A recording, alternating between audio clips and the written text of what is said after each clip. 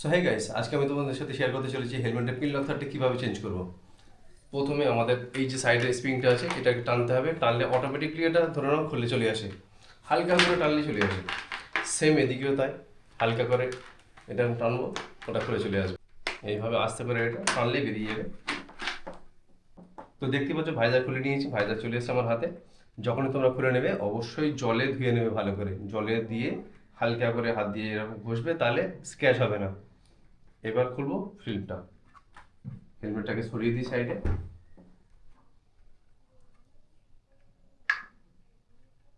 এইভাবে ঠিক ধরবে, এই দেখো, আর এখান থেকে হালকা করে টানবে, এই খুলে গেল ফিল্ম।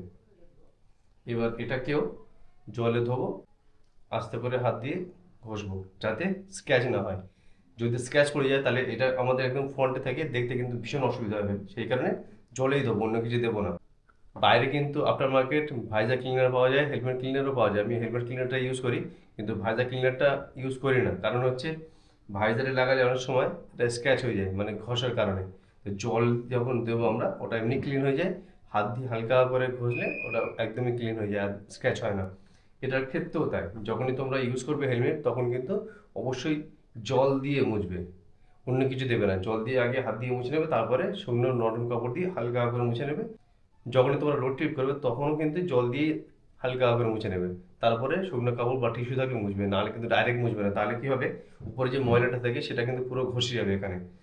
আমার ভাইজারটা দেখো, আমি কিন্তু এই ভাইজারটাতে লাদাখ করে এসেছি, দেখতে পাচ্ছ কোনো রকম স্ক্র্যাচ নেই, একদম পুরো ক্লিন পরিষ্কার। আমি কিন্তু ওই টিপসটাই ইউজ করেছি, তোমাদের সাথে ওই টিপসটাই শেয়ার করলাম।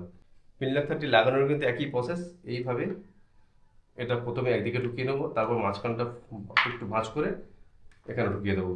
তো চলো আগে এটা ওয়াশ করে আনি, যখন লাগাবো তোমাদের দেখাবো। তো দেখতে পাচ্ছ আমি কিন্তু ভাইজারটা পুরো জল দিয়ে ধুয়ে নিয়ে চলে এসেছি, যাতে তোমাদের বুঝতে সুবিধা হয়।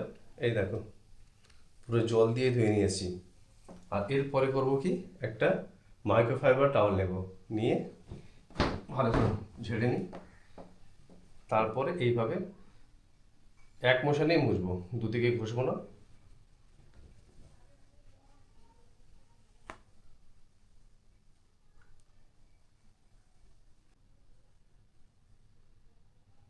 চেপে ঘষার দরকার নেই, হালকা হালকা করে ঘষবে আস্তে আস্তে, যাতে জলটা শুকিয়ে যায়। দরকার হয় তোমরা বাইরে রেখে দেবে, একটু হাওয়া লেগে শুকিয়ে যাওয়ার সময় দেবে। এটার ক্ষেত্রেও তাই করবো।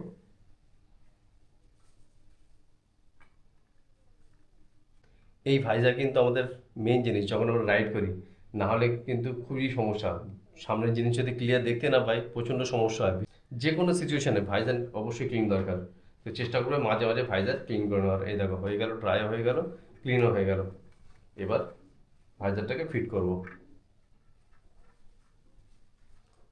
খেয়াল করবে কিন্তু সফট কাপড় দিয়ে মুছবে, নাহলে কিন্তু স্ক্র্যাচ আসার সম্ভাবনা অনেক বেশি। এবার আমরা পিনলক 30টাকে ভাইজারের মধ্যে লাগাবো। আগে মেজারমেন্ট করতে হবে পজিশনটা, তারপরে এটা ঢোকাতে হবে। এই দেখো একদম ইজি, ব্যাপারটা সেট হয়ে গেল।